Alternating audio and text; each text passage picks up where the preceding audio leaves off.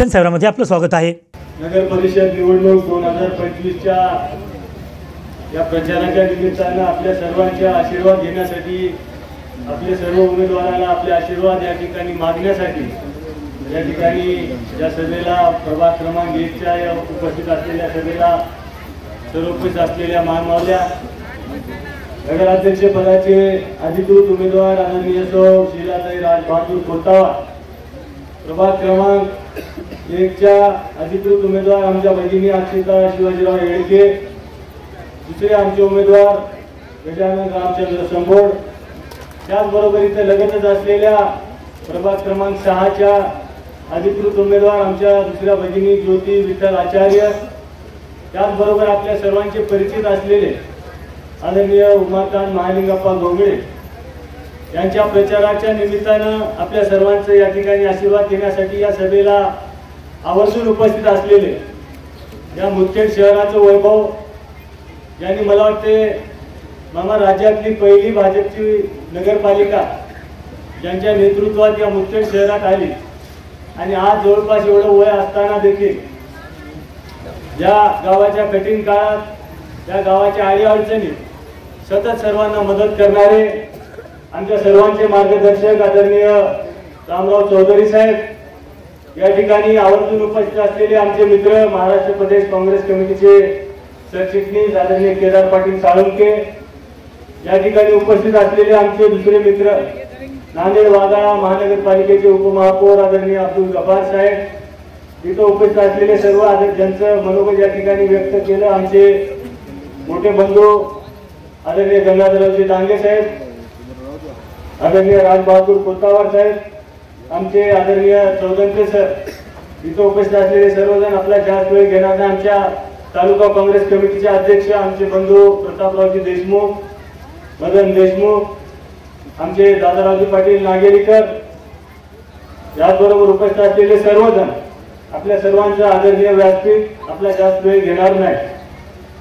खरं तर ही जी निवडणूक आहे, या निवडणुकीचं महत्व यासाठी वेगळं आहे की यावेळेस कार्यकर्ता विरुद्ध भ्रष्टाचारी नेता अशी ही निवडणूक आहे। एकीकडं सर्वसामान्य तुमच्या महामावल्यांचे आशीर्वाद, वडीलधाऱ्यांचे आशीर्वाद, तरुण सहकाऱ्यांचे आशीर्वाद असलेलं जनतेचा हा सर्व काँग्रेस पक्ष या ठिकाणी लढतोय आणि एकीकडे धनदांडग्याची पार्टी, तत्व विचार सगळे बाजूला गुंडाळून फक्त आणि फक्त सत्तेच्या माध्यमातून पैसा आणि पैशाच्या माध्यमातून सत्ता हे एकमेव धोरण डोळ्यासमोर ठेवून या ठिकाणी काम करणारे, जी आता सांगितल्या गेली की जी चोर भाजप आहे, चोर भाजप आदरणीय रामराव चौधरी साहेबांच्या सोबतच त्या ठिकाणी थांबली, पण ज्यांनी या काँग्रेसमध्ये उडी मारून जे काँग्रेसमधले सगळे कार्यकर्ते होते त्याला भाजपच्या दसऱ्या घालून त्या ठिकाणी भाजपचे उमेदवार म्हणून त्या ठिकाणी उमेदवाऱ्या दिल्या, अशी एकीकडे भाजप आहे। म्हणजे ही जी निवडणूक आहे ही धनशक्ती विरुद्ध जनशक्ती अशी निवडणूक आहे। आम्ही या ठिकाणी काम करत असताना, इथल्या उमेदवाऱ्या देत असताना, इथले नगराध्यक्ष पदाचे उमेदवार जे आपल्या नेहमी सुखादुखामध्ये या ठिकाणी राहतात, हे स्पष्ट वक्ता, मनात कुठली भीडभाड न ठेवता सर्वांसाठी तळमळीने काम करणारं एक आमचं सर्वांचे एक आदर्श असलेलं नेतृत्व आदरणीय राजबहादूर कोतावार साहेब यांच्या सुवेद्य पत्नी या ठिकाणी नगराध्यक्ष पदाच्या उमेदवार आहेत। त्यावेळेस उमेदवारी देण्याच्या संदर्भात आम्ही त्या ठिकाणी बारीकीने सगळ्या गोष्टीचं निरीक्षण केलं, तुमच्या सर्वांचं मत जाणून घेण्याचा प्रामाणिक प्रयत्न केला। त्यावेळेस असं लक्षात आलं की मुदखेड शहरातल्या प्रत्येक मतदाराचं, प्रत्येक माता भगिनीचं, प्रत्येक तरुणांचं, प्रत्येक वृद्धांचं त्या ठिकाणी म्हणणं होतं ते आमच्या सर्वांसाठी त्या ठिकाणी आम्हाला योग्य असलेला उमेदवार राजबहादूर कोतावार आहे। त्यामुळे सर्वांचं मत विचारात घेऊन आम्ही जे उमेदवार दिलेले फक्त आणि फक्त जनभावनेचा आदर करून जनतेच्या मनात असलेले उमेदवार त्या ठिकाणी लक्षात घेऊन नगराध्यक्ष पदासाठी आमचे कोतावार साहेब आहेत, प्रभाग क्रमांक 1 मधून आमच्या भगिनी अक्षता शिवाजी येळके आहे, तुमच्या दुसरे आमचे भाऊचे लोकांसाठी तुमच्या सुखदुःखात नेहमी तत्पर असणारे आमचे गजानन संभोड आहेत। हे असे उमेदवार आहेत की जनतेच्या कामामध्ये सतत त्या ठिकाणी काम करणारे आहेत। प्रभाग क्रमांक 6 मध्ये आमचे उमाकांत गोगळे काका आहेत, दुसरे आमचे खरं तर भाजपचे मी आभार मानत की एक आमच्या या ठिकाणी विठ्ठल आचार्य म्हणून आमचे सहकारी, जे नेहमी आणि फक्त लोकांच्या सुखादुःखात त्या ठिकाणी प्रामाणिक काम करणारे तळागाळातील तरुण, पण त्याला का बाजूला ठेवलं गेलं तर पुढच्या एका माणसाने जिथं आता सांगितलं गेलं की 3-3दा फॉर्म भरायचा, ज्याचा व्यवसाय फक्त आणि फक्त फॉर्म भरायचे पैसे काढायचे, अशा माणसाला त्या ठिकाणी उमेदवारी दिली. आणि उमेदवारी देत असताना एकीकडे आम्ही जनतेच्या मनातले माणसं त्या ठिकाणी उमेदवार दिले आणि दुसऱ्या बाजूला कशामुळे उमेदवारी मिळाल्या तर जे मोठी बॅग घेऊन तिथे येईल, जे मोठमोठ्या बॅगा आणून देईल, ज्याच्या रकमा लावल्या जातील, बोली लावल्या गेली की हे नगरसेवक पदाचं तिकीट तुम्हाला देतो, हम तुमको तिकीट देते, तुम हमारे कितना देते, हे पहिले त्या ठिकाणी विचारलं गेलं आणि ज्याचा आकडा मोठा आला त्याला त्या ठिकाणी बी फॉर्म दिला गेला. आणि हे सगळं करत असताना मी तुम्हाला सगळ्यांना हात जोडून विनंती करतो की आमच्याकडं फक्त आणि फक्त प्रामाणिकपणाच्या बळावर तुमच्यासाठी रात्रंदिवस मेहनत करण्यासाठी हे सगळे या तुमच्या मधले लोकांमधले उमेदवार या ठिकाणी आमच्या बाजूला आहेत. पण आमच्याकडे एका गोष्टीची कमी आहे, ती फक्त आणि फक्त ती म्हणजे पैशाची. कारण पुढच्या बाजूला आजपर्यंत जे ओरबाडून या मुख्य शहराला ज्याने खाल्लं ते एक मन आहे बघा, गंगाखेड लुटायचं आणि गंगावर वाटायचं. त्याच्यामुळं तुमच्या पासून जे ओरबाडून आजपर्यंत लुटलेलं आहे ते निवडणुकीच्या माध्यमातून सगळं तुमच्या समोर या ठिकाणी वाटण्यासाठी येणाऱ्या 30 तारखेला 1 तारखेला तुमच्या समोर येणार आहे. मी तुमच्या सगळ्यांना हात जोडून विनंती करतो की या ठिकाणी काम करणारे आमच्या काँग्रेस पक्षाचे जे उमेदवार आहेत हे सगळे उमेदवार तुमच्यासाठी रात्रंदिवस प्रामाणिकपणाने त्या ठिकाणी तळमळीने काम करणारे उमेदवार आहेत. तुम्हाला कोणत्या नगरपालिकेच्या संदर्भातली अडी अडचण असेल तर तुम्हाला नगरपालिकेत जायची गरज नाही. तुम्ही घरी बसून जरी एक फोन केला तर इथले नगरसेवक आणि काँग्रेस पक्षाचे आमच्या नगराध्यक्ष झाल्याच्या नंतर एका हातावर तुमच्या जवळ येणारे असे आमचे सगळे उमेदवार आहेत.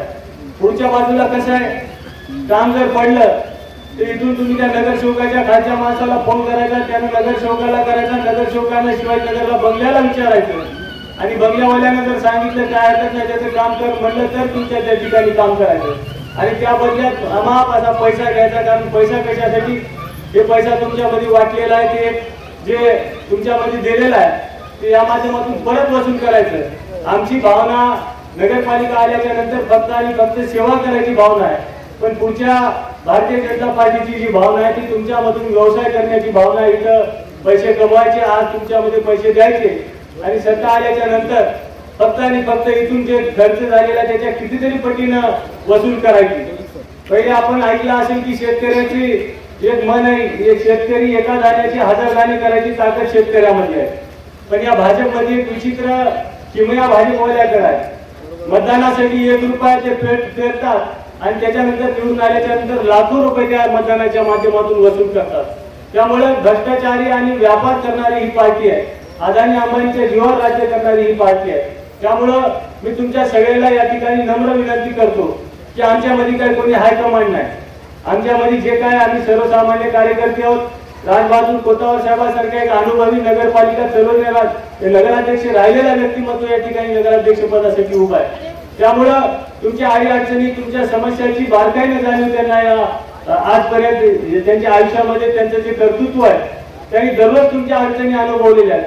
त्यामुळं तुमच्या अडी अडचणी सोडवण्यासाठी स्वतः निर्णय घेण्याची क्षमता त्यांच्यामध्ये आहे. येणाऱ्या काळात जे आज आम्ही शहरात ऐकतोय, आज या ठिकाणी गलोगली माजी मुख्यमंत्र्याला आणि आमदाराला फिरायचं काम पडतंय. काय काम पडतंय? जर काम केलेलं असलं असतं तर तुम्हाला त्या ठिकाणी त्यांनी हक्काने उमेदवार लादले असते आणि तुम्ही मतदान करा म्हणून सांगितलं असतं. त्यांना माहित आहे की आपण आजपर्यंत कुठलंही काम लोकांचं सर्वसामान्याचं केलेलं नाही. निवडणुका आल्या की शनिवार रविवार फक्त आमदार खासदार आपले असे आहेत राज्यसभेचे की शनिवारी रविवारी नांदेडला यायचं, 2 दिवस फक्त एक कुठेतरी एक दौरा करायचा आणि सोमवार रविवार संध्याकाळ झाली की मुंबईला निघून जायचं. त्याच्यानंतर कधी यायचं, फक्त आणि फक्त निवडणुकीला यायचं, मला पाहून मतदान करा म्हणायचं. अरे बाबा, तुम्हाला पाहून मतदान करा, आम्ही करेल की आणि आजपर्यंत करत आलो. पण आज तुम्हाला पाहून मतदान करायचं, उद्या आमची अडी अडचण आली तर आम्ही कुठं मुंबईला डोळे लावून बसायचं? आमच्या सर्वसामान्य गरीब माणूस काय मुंबईला त्या ठिकाणी रोज जाऊ शकत नाही आणि त्याच्यापर्यंत इतके मोठे माणसं आहेत की त्याच्यापर्यंत आपण पोहोचू देखील शकत नाही. त्यामुळे मी तुमच्या सगळ्यांना नम्र विनंती करतो, येणाऱ्या 2 तारखेला मतदान आहे.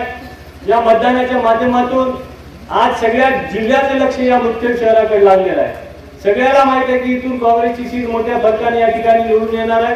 पण हे सीट येऊ नये म्हणून वेगवेगळे प्रयोग आपल्या शहरात राबवले गेलेले आहेत. आपण बघितलं असेल की एमआयएम सारखा पक्ष आज 13 नगरपालिकेच्या निवडणुका आहेत, कुठेही एमआयएम उभं नाही. फक्त आणि फक्त तिथं मुदखेड शहरात आणि भोकर शहरात एमआयएमचे उमेदवार दिलेले आहेत का? फक्त आणि फक्त ही काँग्रेसची मत बँक आहे, वोट बँक आहे. ही या मतांची विभागणी झाली पाहिजे आणि काँग्रेसला कुठतरी नुकसान भेटलं झालं पाहिजे, ही एकमेव धारणा त्यांची आहे. दुसरे सत्तेत त्यांच्या मांडीला मांडी लावून बसणारे पक्ष असतील, राष्ट्रवादी काँग्रेस असेल अजित पवारांची, त्याचबरोबर शिवसेना एकनाथ शिंदे साहेबांची असेल, हे तिकडे सत्तेत वाटा सगळेजण मिळून खातात. पण इथं सगळ्यांनी या ठिकाणी उमेदवार उभे केलेले आहेत. त्याचं एकमेव कारण आहे की कुठेतरी मताची विभागणी करून काँग्रेसला या ठिकाणी हरवायचं.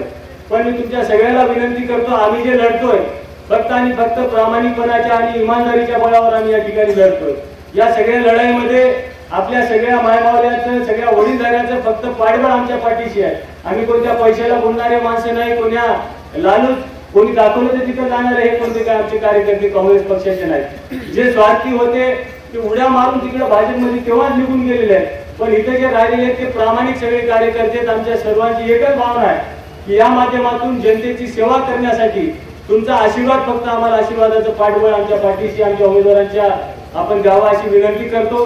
मी तुम्हाला या ठिकाणी शब्द देतो, आमच्या सर्वांच्या वतीने ग्वाही देतो, वचन देतो की इथं तुम्ही आम्हाला मतदान दिल्याच्या नंतर येणारे 5 वर्ष आम्ही सर्वजण तुमचे सेवक म्हणून त्या ठिकाणी इमानीद्वारे काम करू आणि अशी एकदाही तुमच्या मनात कोणाच्या भावना येणार नाही की आम्ही काँग्रेसला मतदान दिलं आणि आमची चूक झाली, ही भावना तुमच्या मनात येणार नाही असं वचन मी तुम्हाला या निमित्तानं देतो. तुमचं दिलेलं मतदान 100% सार्थकी लागेल असा विश्वास या निमित्तानं मी आपल्या सर्वांना या ठिकाणी व्यक्त करतो. एवढ्या मोठ्या संख्येने खरं तर या सभेसाठी माता भगिनी मोठ्या संख्येने उपस्थित आहेत. आपण सगळ्यांना आता सांगितले गेले की आज तुम्हाला 1000-1500 रुपये देऊन एक प्रकारे लालूच घेऊन इकडे 1500 द्यायचे, इकडे 15000 तुमच्या खिशातून काढून घ्यायचे. हे फक्त आणि फक्त पैशाचा खेळ आपल्या माध्यमातून चालू आहे. या निवडणुकीमधून तुम्हाला दाखवून द्यायचं आहे. कारण त्याने आता मनाची धारणा केलेली आहे की बायाला दुसरं काही नाही, इकडे तेल किती महाग करा, गॅस किती महाग करा, आपण 1500 दिले की बाया सगळं विसरून जातात. हे त्याने मनात फक्त ठरवलेलं आहे. पण तुम्हाला सगळ्याला या ठिकाणी सांगू इच्छितो की जर तुम्ही मतदानाच्या माध्यमातून महिलाची शक्ती दाखवून दिली तर निश्चितच येणाऱ्या काळामध्ये गॅसचे दर कमी होतील, त्या ठिकाणी तेलाचे दर कमी होतील.